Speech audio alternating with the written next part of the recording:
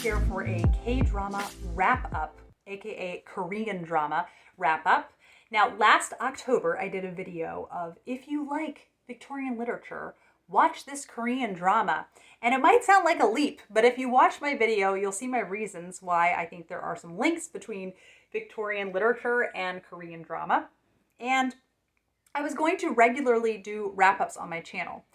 So there are a couple of reasons why it is just now that I'm here doing another K-drama wrap-up. And the first is that Mr. Sunshine destroyed my soul when I watched it. So it took me a long time to get through Mr. Sunshine. A long time. I started it in October and I think I finished it in March. And since I am newer to K-dramas, I just felt like waiting until I finished that one to start a new one, which is so silly. I should just have another one on the go. And that's what I'm doing right now. I have a more intense one and a lighter one. But that is what happened. And then in addition to that, then I had 3 K-dramas that I ended up DNFing, but it took me a long time to figure out whether I wanted to DNF them. With a book, it's like right away. I know, I want to DNF this. But with a K-drama, sometimes it takes me a lot longer. And especially one of the K-dramas in this list, I kind of toyed with not finishing and then ended up loving it. So I'm just slower paced with these. Also, I want to also have time for watching the cozy British things. So here are the 5 K-dramas I want to tell you about. And the first one that I mentioned that took me like 5 months to get through was Mr. Sunshine. Mr. Sunshine. It's a historical drama set in the Joseon era. I started this during Victober, so that was really fun to have a like on-brand, K-drama to watch. And you're following basically the start of the Japanese occupation of Korea. And there were just some very, very brutal things that happen in this. So you have to go in knowing that. The slow burning romance in this, I was all in with these characters. And just you spend so much time with them because I think it's 20 episodes. So you're seeing a lot of day-to-day life. And that's what I really love about miniseries, about Korean dramas. You get to spend a long time with characters as opposed to just a feature-length film. And you really get to know them and see just their kind of the mundane aspects of their life, and then the very, times that they are elated, times that they are devastated, times that they are infuriated. And you have such a range of experiences with them, so they just feel like very old friends by the time that you're done. Another thing that I appreciated about this Korean drama in particular is there were a couple characters who I thought, oh, I have them pegged, what I think of them at the beginning. And then at the end, they were some of the ones that caused the deepest feelings from me because I had just come to care for them so intensely without even knowing it. And it is just very harrowing. You're seeing some really upsetting things. It is utterly captivating. And I was so invested. Devastated. I cried like a baby in some of the episodes. So if you want something incredibly, if you want to have a really good cry, this is definitely a series to watch. And then the next one, I finished this right at the end of October. I think that's what happened. Yes, I wanted to finish it before Mr. Sunshine, and that was Goblin. This is another one. It took me a little while. It does start out fairly lighthearted, but then it goes deeper, and I thought, oh, I need to pace myself on this more. But that one only took me 2 months, actually, so not that long. And Goblin is about, and it's been so long, I do have trouble remembering characters' names from a while back. But basically, there is a goblin who is punished from something that happened in the past. And so he wanders the world, he is lonely, and he has to wait for the goblin bride to come and pull the sword that has been stuck into him, pull it out, and then he can peacefully pass into the afterlife. And this series is about the goblin meeting the goblin bride and falling in love. And what I loved about this was a real range of light and dark. You've got this intense plot line with this man who is so old and he's just been living for so long and is weary. but also this really sweet love story and some great humor in it as well, and really entertaining. Made me laugh a lot. I cried a lot. Just you know, a whole range of emotions to experience while you're watching it, and that is just a reason that I love Korean dramas. And then the next one was True Beauty. I watched True Beauty straight off of coming out of Mr. Sunshine, and it was just the perfect thing. It was a balm to the soul, and True Beauty is a really light, fluffy one about a girl who is just, everyone at school says how ugly she is. That is just, everyone thinks of her that way. It's how she thinks of herself. She doesn't value herself, and she gets an opportunity. She is intensely bullied at school, and then she gets an opportunity when her family moves to a new school district because of just things that happen with their family. And she learns how to wear makeup, and she shows up, and everyone thinks she's, the most beautiful girl in the class.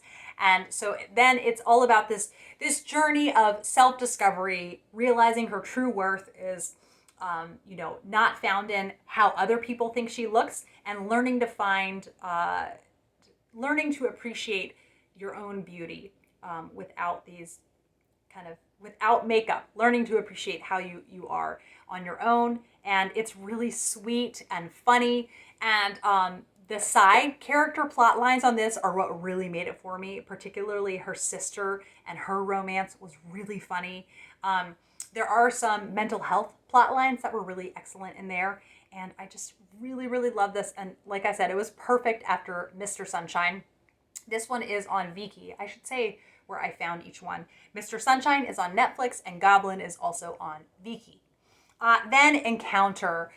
This one, to me, I have Something in the Rain and One Spring Night that are these really just, they're so subdued and low key, but they have my heart so fully, and you just find yourself rooting for this couple.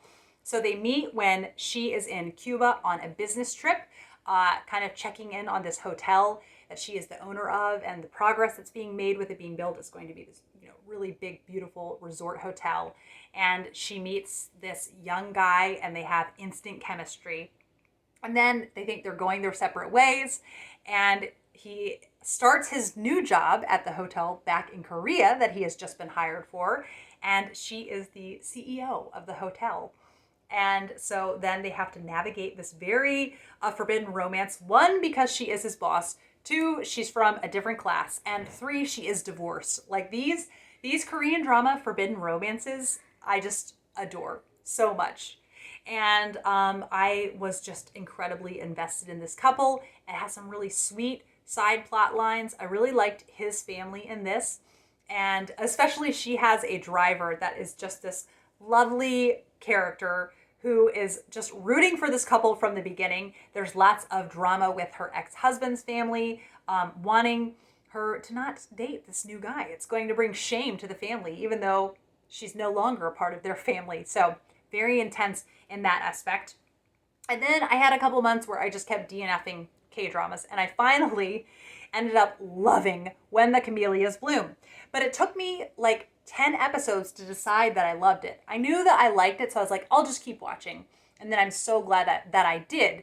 Now, I thought it was just going to be this lighthearted romance from a single mother who is working at a bar, and this police officer who's kind of this quirky guy and decides that, he loves her, he wants to pursue a relationship with her, but it's very taboo because she's a single mother and living in this town.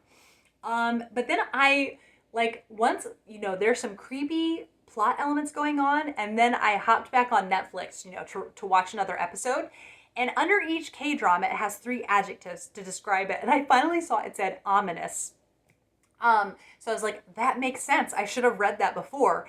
But since it did start in so gently, I really then loved having this more gritty kind of plot line.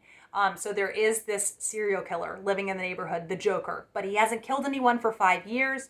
And the single mom ended up getting away just because of someone knocked the door at the place that she was trapped in with the Joker. So he ran and she escaped. But he is leaving all of these notes. So there's this really ominous feel that's a really big contrast then with the really lighthearted romance elements. The romantic lead is such a goofball, and I really thought it was interesting. They had a lot in the plot line about what the child felt about all of a sudden, he's grown up without a dad, and what he felt about his mom having this romance. It was beautifully done with a lot of really good side characters, and I really loved the ladies of the town, kind of their gossip council, and then how they really have the main character's back. Dongbake is her name, and how they have her back, and it was really endearing.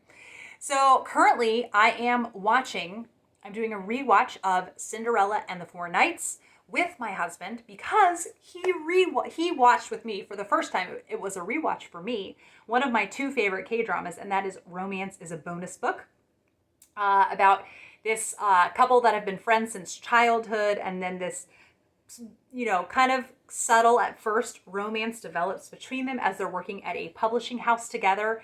And it's very slice of life, and I just love it so much. Has so many good side characters, and he really liked it. So that was very, very fun that he watched that with me. So now we're rewatching Cinderella and the Four Knights, that was the first K-drama that I started. And so it's been a year, and we were like, let's rewatch it. So it's really silly and goofy, but very fun. And then I already have lined up, I was so excited to see that my other favorite K-drama, which before has not been on Netflix, or I haven't noticed it on there before, is Touch Your Heart. And I cannot wait. After we finish Cinderella and the Four Knights, me and my husband and a couple friends that are interested on Instagram are going to be watching Touch Your Heart. And I cannot wait for that because it's such a good one. Another kind of slice of life one with some really fun side character plot lines. I don't think a K-drama will ever be a favorite one if I don't love the side characters. And then I am currently watching on my own. I have my more serious, intense one and then a lighthearted one. The more serious, intense one, and it is intense, is called It's Okay to Not Be Okay. And the leading lady in this actress is so magnetic. She has childhood trauma in her past, and she is a child author. So she's coping and functional, but hasn't really fully dealt with the trauma. And you see this within the very first episode. And she ends up meeting this guy who works at a psych ward in their first meeting, and they are just instantly very attracted to each other. But obviously she has got some issues to go through. I know it's going to be very intense, but I'm kind of up for the ride and interested to see what happens. And I just know it's gotten so many rave reviews. And then the lighthearted one that I'm watching, Netflix is really coming through for me because the two that I wanted to be on Netflix were Touch Your Heart and Her Private Life, which is a really lighthearted, it's supposed to be very funny, another one that's well loved by so many people.